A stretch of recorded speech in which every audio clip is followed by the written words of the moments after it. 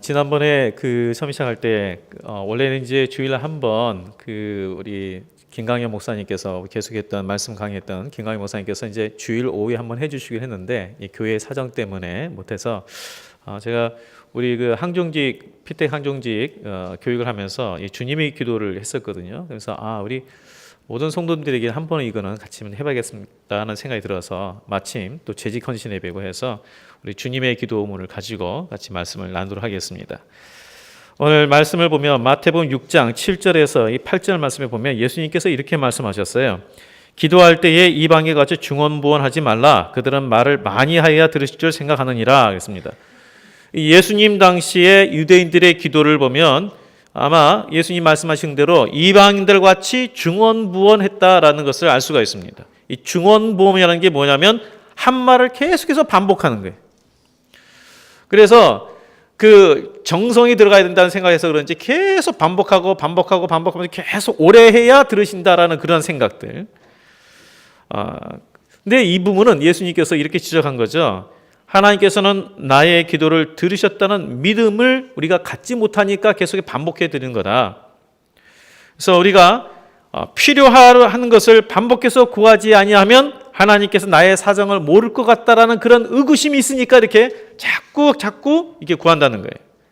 그래서 예수님은 이 말씀을 통해서 의심의 토대 위에서가 아니라 믿음의 토대 위에서 바른 기도를 하라. 바로 이것을 오늘 주님의 기도를 통해서 우리에게 말씀해 주고 있는 거예요. 자, 어떤 토대 위에요?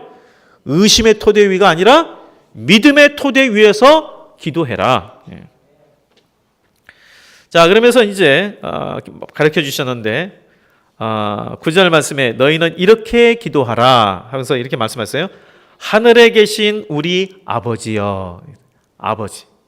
이 호칭이 참 중요해요. 기도의 대상이 누구냐면 아버지예요. 아버지. 자, 지금은요 우리가 하나님 아버지 이것이 굉장히 자연스럽지만 이 당시 예수님께서 말씀하신 이 당시에는 이건 아주 파격적인 거예요. 왜냐하면 구약시대 때는 하나님을 어떻게 불렀어요? 만군의 여호와 하나님. 그렇죠? 그래서 하나님의 이름을 부를 수가 없었어요.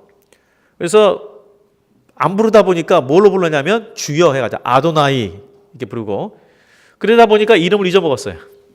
그래서 우리 정확한 이름을 몰라요. 하나님의 이름을.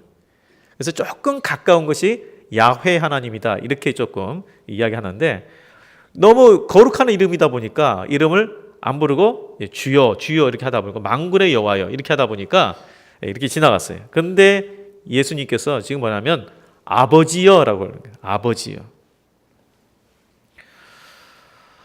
이 아버지라는 호칭, 우리나라는요 좀 아버지라는 호칭이 조금 먼 것 같아요. 원래는 이 어머니라는 호칭이 좀 더 가깝죠. 어머니 하면은 뭔가 좀 이렇게 우리에게서 사랑을 더 품어주고 뭔가 좀 가깝게 느껴지는. 그래서 이 글은 하늘에 계신 우리 아버지여지만 그 안에 숨겨진 내용은 어머니 이런 어떤 그 내용이 좀 있는 거예요. 선교사님들이 이 설명하는 데 있어서 참 어려운 게 많대요. 왜냐하면 이 아프리카 지역 가운데 보면은 이 아버지가 참 못된 아버지들이 많대요. 그래가지고 아이를 이제 나면 좀 버려버리고 다른 사람한테 막 그냥 가버리는 게 많아가지고 하나님 아버지의 사랑 그러면은 안 온대요. 이 아버지의 사랑이라는 게 개념이 안 온대요. 근데 가만히 보니까 뭐가 있냐면 주로 버려진 아이를 누가 키우냐면 외삼촌이 많이 키운대요. 그래서 하나님 외삼촌 그러면 그때 은혜가 받는데요. 이렇게. 그러니까 내용 그 안에 내용을 보셔야 돼요. 하나님 어머니와 같은 분이세요. 자. 그래서 이 부모의 사랑을 더 친근하게 갖게 되죠. 이 부모님의 어머니, 아버지 할 때. 그런데 이 성경에 보면은 그냥 아버지라면 거리감이 있으니까 이렇게 말씀했어요. 사도 바울을 통해서 아빠, 아버지라 부르게 하느니라. 아바, 아버지라고 이렇게 돼 있죠. 아빠, 아버지. 그래서 이 아빠, 아버지라 부를 때에 두 가지가 있어요. 그것은 자녀로서의 권리와 또 의무가 있어요. 그 안에. 그래서 아빠라 그럴 때는 사실 이 아빠라 부를 때는 자녀로서의 권리가 있어요. 권리. 아빠는요 그 어린 아이가 아빠 이렇게 부를 때는 권리가 있어요. 그래서 뭐뭐 해달라고 하면 그다 해줘야 돼. 권리가 있어요. 근데 아버지 하는 부를 정도의 연령이 되면 이때는 그 부모님의 명령에 따르는 그 의무가 있어요.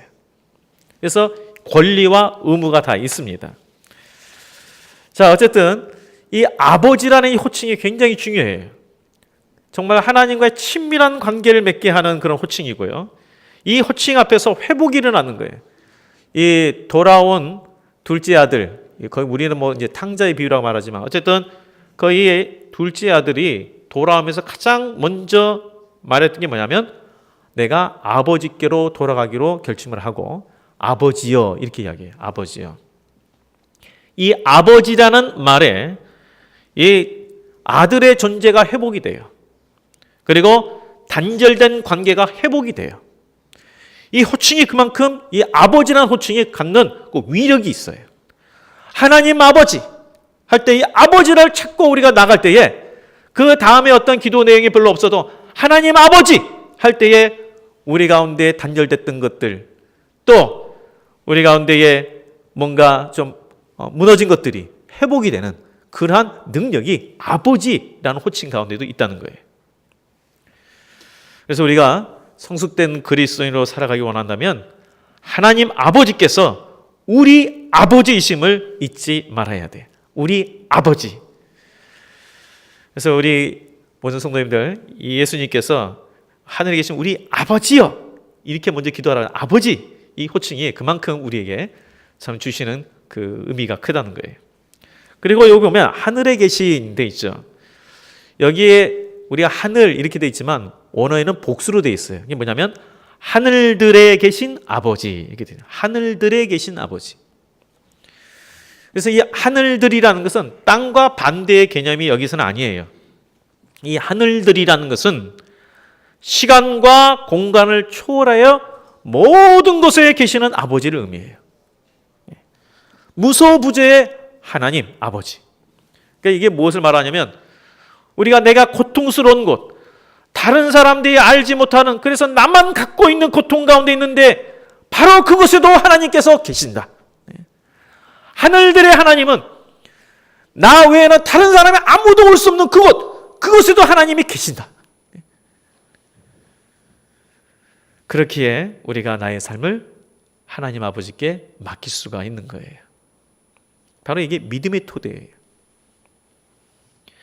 자, 이렇게 먼저 이 하나님을 신뢰함으로 이제 기도가 나가는데 예수님께서 이제 그 다음에 기도하는 것이 이렇습니다. 아버지여 이름이 거룩히 여김을 받으시오며. 그리고 이 아버지의 나라가 오게 하시며 이렇게 돼 있죠. 자, 이게 보면 근데 아버지의 이름을 거룩하게 하시오며라고 되어 있는데요. 그러면 누가 이 아버지의 이름을 거룩하게 하느냐? 누가 아버지의 이름을 거룩하게 하느냐? 이 두 가지 다 있어요. 하나는 우리로 말미암아 아버지의 이름이 거룩하게 하여 주옵소서 이런 뜻이에요. 먼저는 뭐라고요? 우리로 말미암아 아버지의 이름이 거룩하게 해 주옵소서. 그러니까 우리 입장에서는 이 기도할 때마다 뭘 결단하는 거냐면 하나님, 내가 하나님의 그 거룩한 이름에 합당한 자녀로서 삶을 살겠습니다. 이런 결단이 있는 거예요. 그러니까 우리 주님 기도 할 때마다 우리는 주문을 하잖아요. 주문. 그냥 빠바바박 하면서 주문하잖아요. 그래서 다시 한번 생각하세요. 이거 할 때 아버지의 이름이 거룩하게 하여 주옵시며 할 때 하나님 이것이 어떤 의미라고요? 내가 아버지 거룩한 아버지의 합당한 삶을 살게 하여 주옵소서. 결단이에요. 그리고 또 한 가지는 우리 죄 때문에 더럽혀진 아버지의 이름, 우리 자신의 능력으로는 도저히 회복할 수 없으니까 하나님께서 또한 친히 회복하여 주시옵소서. 이런 기도가 두 가지가 다 포함이 되어 있는 거예요. 어쨌든 어떤 면이든 간에 이 주님께서 가르친 기도에 가장 처음에 출발하면서 가장 중요하게 잡고 있는 게 뭐냐면 거룩이에요. 거룩. 거룩하게 하시오며 거룩하게 하시오며예요. 그래서 우리가 주님의 기도를 할 때마다 우리가 하나님의 자녀답게 살도록 하나님 나를 거룩하게 하여 주옵소서. 바로 이것이 이 기도의 가장 처음부터 시작되는 출발점이고 중요한 부분이에요. 거룩이 우리의 삶의 지표다. 거룩이 우리의 삶의 지표다. 그러니까 예수님께서 이렇게 기도하라 하면서 이 거룩한 삶에 대해서 먼저 기도하신 거예요. 우리는 우리의 원하는 것, 필요를 먼저 구하지만 예수님은 그 이전에 어떤 삶을 우리가 살기를 원하세요? 하나님의 자녀답게 사는 거룩한 삶을 살 것을 기도할 것을 말씀하고 있는 거예요. 그리고 그 다음에 아버지의 나라가 오게 하시며 했는데 여기 아버지 나라, 하나님 나라 동일합니다. 그런데 아버지 나라가 오게 하시며 이 기도의 의미가 뭔가? 원래 나라 할 때는 뭐가 필요하죠? 우리 또 강의 들으신 분들 잘 알죠. 나라 할 때는 뭐가 필요합니까? 처음에 국민이 있어야 되고요. 또 영토도 있어야 되고요. 또 뭐가 있어야 됩니까? 주권이 있어야 되죠. 그렇죠? 자, 하나님의 나라 할 때에 근데 이제 하나님의 나라, 영토는 뭐 하나님 온 천지가 하나님 나라니까. 근데 중요한 게 뭐냐면 여기서는 주권이에요. 주권. 하나님의 다스림이에요. 하나님의 다스림. 하나님의 통치권. 이거는 상대적인 그러한 주권이 아니라 절대 주권이에요. 그래서 우리가 아버지의 나라가 오게 하시며 이 말은 무슨 말이냐면 하나님 먼저는 내가 하나님의 절대 다스림 가운데 있게 하여 주옵소서. 이 말이에요. 하나님의 절대 통치 가운데 절대 다스림 가운데 내가 있게 하여 주옵소서. 그래서 우리가 이 주님의 기도를 반복할 때마다 내 삶에 하나님이 절대적으로 내 삶을 다스리도록 다짐하는 바로 기도가 되는 겁니다. 그리고 내 중심적으로 살려고 하는 그러한 이 모든 유혹과 싸워 극복하겠다는 결단도 그 안에 담겨 있어요. 그 본헤퍼 목사님이라고 그 2차 세계전 때 독일의 목사님이세요. 그때 히틀러를 대적하다가 결국 이제 사형을 당했는데 이분이 이런 이야기를 했는데 우리가 그리스도를 만날 때 둘 중에 하나는 죽어야 한다. 우리가 그리스도를 만날 때 둘 중 하나는 죽어야 된다. 내가 죽으면 그리스도가 살고 내가 살면 그리스도가 죽는다. 내 속에서 그리스도가 살아야 그리스도 안에서 하나님의 나라가 내 속에 펼쳐질 것이다. 그러니까 신앙의 성숙이 뭐냐? 결국 내가 죽는 것이. 사실 우리는 계속해서 신앙의 삶에서 그러니까 내가 죽는 연습을 하는 거예요. 육체적인 죽는 게 아니라 내 자아가. 그래서 우리가 하나님 나라가 오게 하시며 이 부분은 뭐냐? 하나님의 통치권, 하나님의 다스림 가운데 내가 사는데 내가 살면 그게 안 되니까 하나님 내가 계속해서 그리스도가 살고 나는 죽도록 하여 주옵소서. 다짐하는 거예요.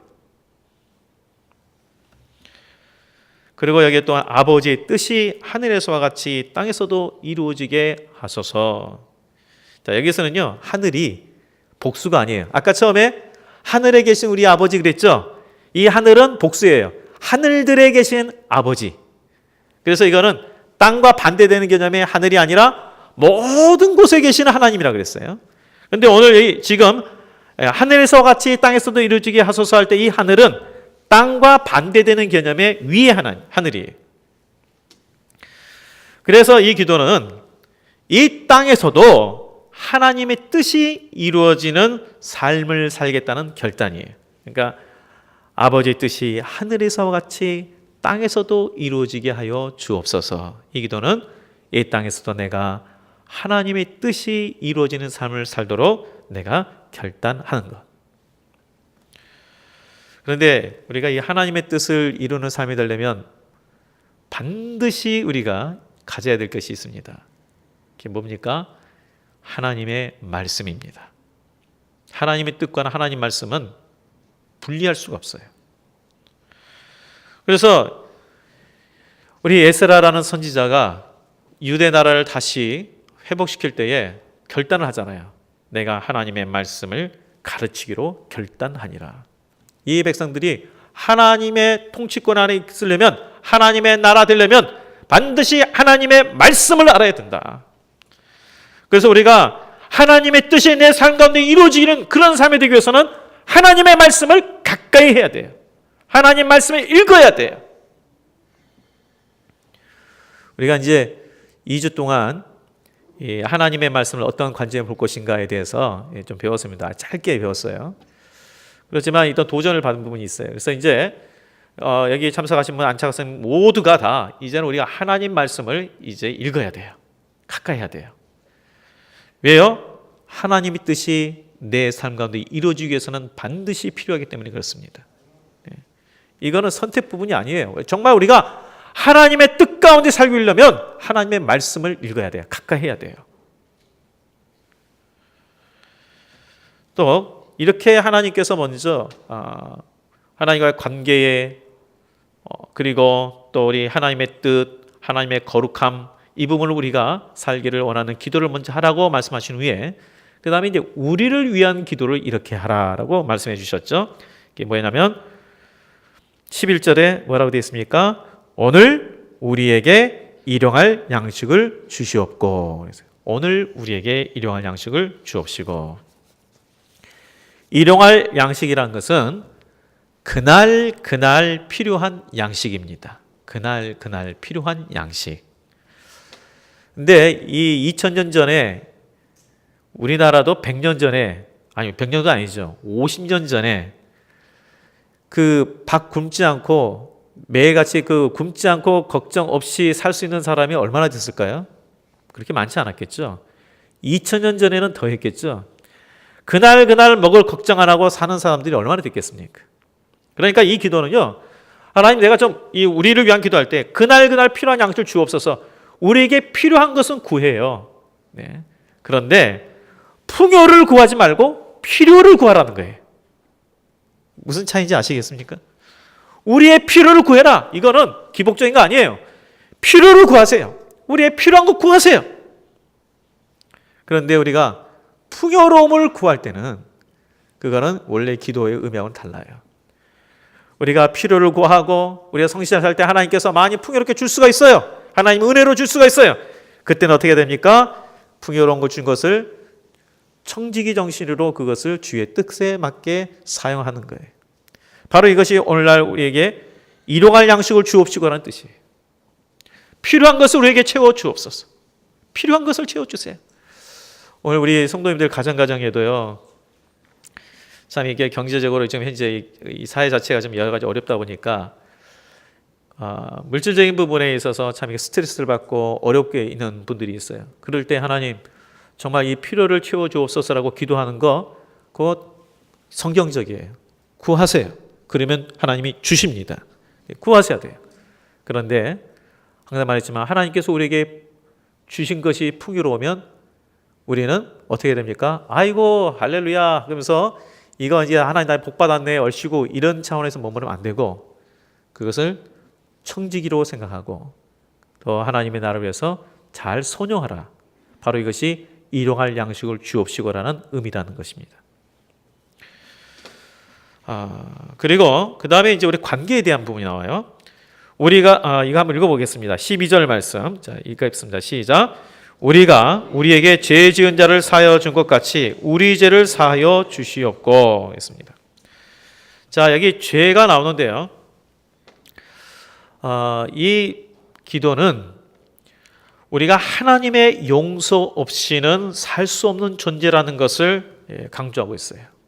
하나님의 용서가 없이는 살 수 없는 존재다. 우리에게 본질적인 죄, 원죄, 본질적인 죄를 우리 용서받았고요. 또한 우리는 관계적인 죄 모두 다 용서를 받았어요. 마태복음 18장 21절 이하에 보면 예수님께서 이 용서에 대한 그 비유를 하시면서 1만 달란트 빚진 자와 100데나리온 빚진 자에 대한 비유를 하셨어요.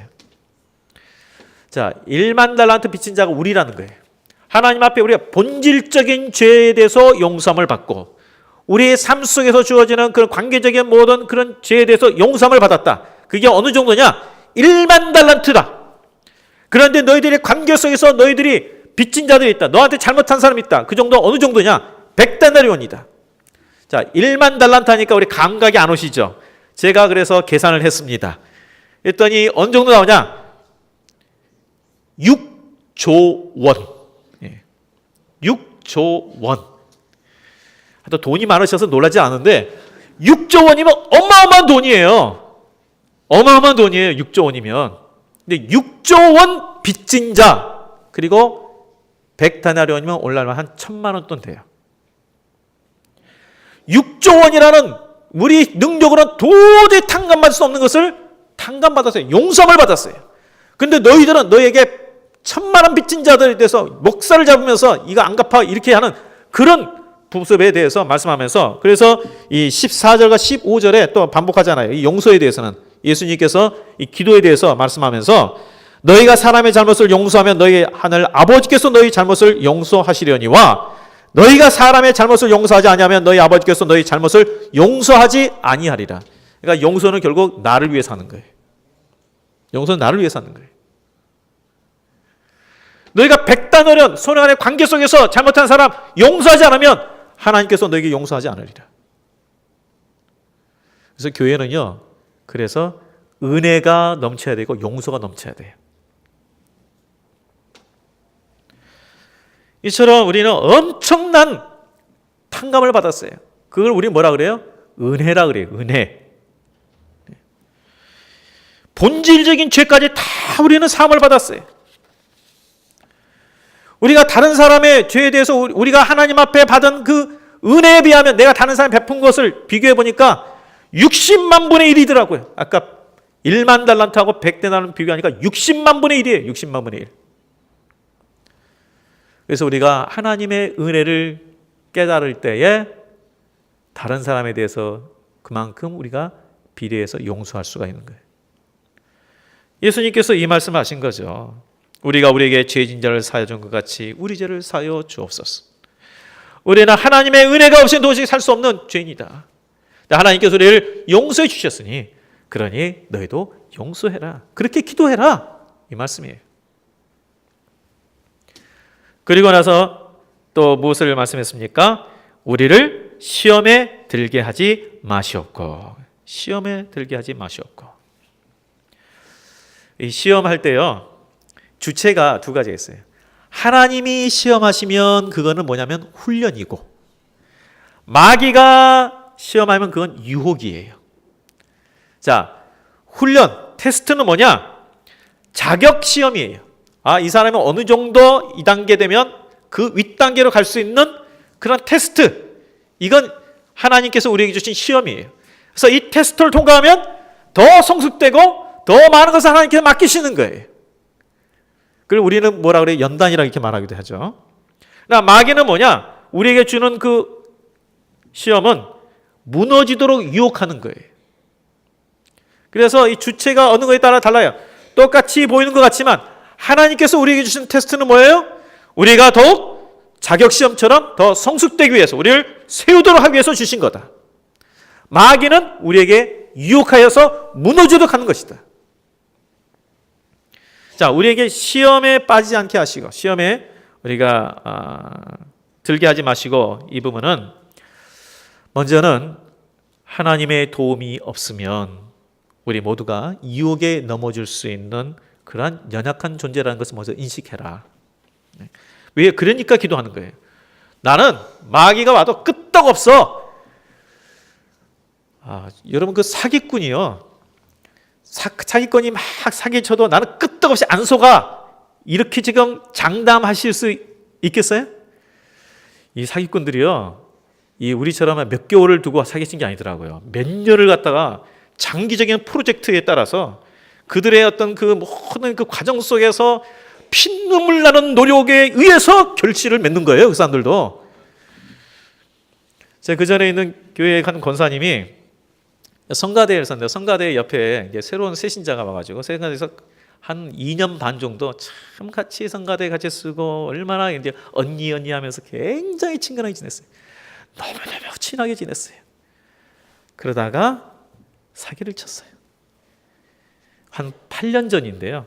그때 당시에 한 3천만 원 갑자기 급하다고 돈 좀 빌려달라고 해서, 이분이 돈이 좀 있는 분이거든요. 그래서 너무 급하다 그러니까 알았다. 그래서 돈을 붙여줬더니 그 다음부터는 이제 소식이 없어요. 마귀가, 이 사람도 이렇게 사기치면 무너지는데 마귀가 우리 무너뜨리려 하면 우리는 얼마든지 무너져요. 그래서 기도하는 거예요. 시험에 빠지지 않게 하시고. 우리는 내가 섰다고 생각하지 넘어질까 조심하라 그랬잖아요. 그러니까 하나님의 도움이 없이는, 하나님의 은혜가 없이는 무너지는 사람이에요, 우리가. 그래서 너희 그것을 인정하고 하나님 앞에 기도해라. 시험에 빠지지 않도록 기도해라.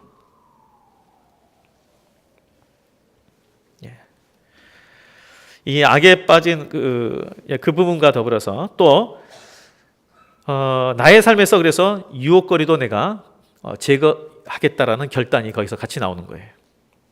그러니까 우리에게 있어서 마귀가 주는 유혹의 자리, 이런 그 거리들을 제거하라는 거예요.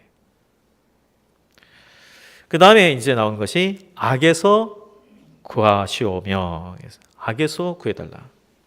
우리 악하니까 좀 우리가 정의를 내려야겠죠. 악, 뭐가 악일까? 성경적인 정의를 내리면요, 악이 뭐냐면 사람이 아닌 상태로 끌어내리는 힘, 이게 악이에요. 다시요. 사람이 아닌 상태로 끌어내리는 힘, 능력, 이게 악이다. 이게 악이에요. 요즘에 사람이 아닌 상태로, 그러니까 금수보다 못한 뭐 이런 그 말을 많이 쓰죠. 요즘에는 하도 이제 심해가지고 개보다 못하는 게 아니라 개에 대해서 그건 욕이다 해가지고 이제는 개하고도 비교 못하게 하더라고요. 그러니까 금수보다 못하게 하는 그런 존재로 끌어내리는 힘이 뭐라고요? 이게 악이다. 이 악에서 구하옵소서. 이 악에 빠지면요, 뭐가 없냐면 죄에 대한 수치가 없어져요. 처벌에 대한 두려움은 있는데 죄에 대한 수치가 없어져요. 아담도 그랬어요. 악에 딱 넘어가니까 육체적인 어떤 그 수치가 이 본인에게 왔는데 죄에 대한 수치는 느끼지 못하는 거예요. 그래서 스바냐 3장 5절 말씀에 이런 기록이 있습니다. 불의한 자는 수치를 알지 못하는도다. 불의한 자는 뭘 알지 못한다고요? 수치를 알지 못한다. 우리가 그래서 악에서 구하옵소서 이 기도를 할 때마다 우리가 나의 영적 상태를 다시 한번 말씀을 통해서 비춰봐야 돼. 악에서 구하옵소서. 하나님, 나에게는 내 힘 스스로 악을 우리가 극복할 만한 능력이 없습니다. 하나님, 내 가운데에 더 하나님 경외하고 하나님의 붙들림 가운데 살게 하여 주옵소서. 바로 이런 내용이 다 담겨 있는 거예요. 에레미야 2장 19절 말씀에 여호와를 버림과 내 속에 나를 경외함이 없는 것이 악이요 고통인 줄 알라 주 만군의 여호와의 말이니라. 어떤 게 악이라 그랬어요? 여호와를 경외함이 없는 것이 악이다. 하나님을 경외하지 않는 것이 악이다. 이 악에서 구하옵소서. 하나님을 경외하지 않도록 하는 그 모든 유혹에서 나를 구해달라고 기도하라고 예수님께서 가르쳐 주신 거예요. 그러니까 우리 기도에 있어서 이렇게 말씀하면 좀 용서하고 들으세요. 우리 이전의 기도에 있어서 너무나도 우리가 내중심적인 기도, 기복적인 기도가 많았다는 것을 알 수가 있어요. 이 기도를 통해서 보면. 그렇죠? 물론 아까 말했죠. 필요를 구해야 돼요. 우리의 필요를 구하는 거 그거 당연한 거예요. 성경적이에요. 그런데 우리가 너무나도 하나님 나라, 하나님의 자녀다운 삶, 거룩의 삶, 바로 이 부분에 대해서는 너무 우리가 기도하는데 소홀히 했어요. 이제 우리의 기도가 성숙돼야 돼요. 예수님께서는 이렇게 기도하라는 것은 이방인들처럼 그렇게 기도하지 말고 믿음의 토대 위에서 성숙된 기도를 하라. 그러기 위해서 주님의 기도문을 주신 거예요. 하나님을 경외하지 않는 것이 악이요 고통이라고 했습니다. 우리 인생 사용 설명서가 있어요. 하나님께서 우리에게 주신 인생 사용 설명서, 그게 뭐예요? 하나님을 경외하는 자가 되는 거예요. 이걸 안 따르면, 우리의 인생의 사용 설명서인 하나님을 경외함을 안 따르면 바로 그것이 고통이 된다라고 분명히 말씀하셨어요. 오늘 성도님들, 근데 이 재직 헌신했는데 재직끼리 앉으라 했더니 그냥 대충 앉으셨죠? 다 붙여놨는데. 우리가 이 시간에 헌신하기 위해서 모였습니다. 자, 오늘 주님의 기도문을 통해서 우리가 다시 한번 우리가 헌신할 것이 뭐냐면, 하나님, 이제 내가 믿음의 토대 위에서 서겠습니다. 네. 그리고 거룩한 삶을 살겠습니다. 하나님의 뜻에 합당한 삶을 사도록 내가 결단하겠습니다.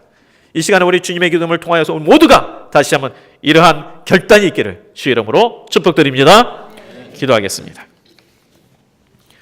하나님 아버지, 참으로 우리 하나님의 은혜와 하나님의 도우심이 없이는 참으로 우리 너무나도 부족하고 연약한 존재입니다. 하나님 아버지요, 우리 아버지이신 하나님께서 우리의 연약함을 붙들어 주시옵시고 주님의 거룩한 삶에 더 가까이 나갈 수 있도록 도와주시옵시며 하나님을 경외하는 삶이 될 수 있도록 다시 한번 우리에게 믿음의 믿음을 더하여 주시옵소서. 그래서 오직 하나님을 의지하고 아버지를 의지함으로 말미암아 내 삶 가운데서 삶이 회복되게 하여 주시사 아버지 하나님의 관계가 회복되게 하여 주시고 우리 가정 가운데 무너지고 회복되게 하여 주시옵시며 아버지 하나님께서 우리의 모든 직장과 일터와 사업터와 우리의 교회 가운데 관계의 모든 파괴된 것들도 다 회복되게 하여 주시고 아버지 하나님 앞에 또 용서의 삶을 살므로 말미암아 아버지 하나님께서 세우시는 교회가 더욱 사랑과 은혜가 충만한 교회가 되게 하여 주시옵시고 우리의 모든 재직들에고 모든 성김을 통하여 하나님 영광 받아 주시옵시며 하나님의 기뻐하는 교회가 되게 하여 주시옵소서.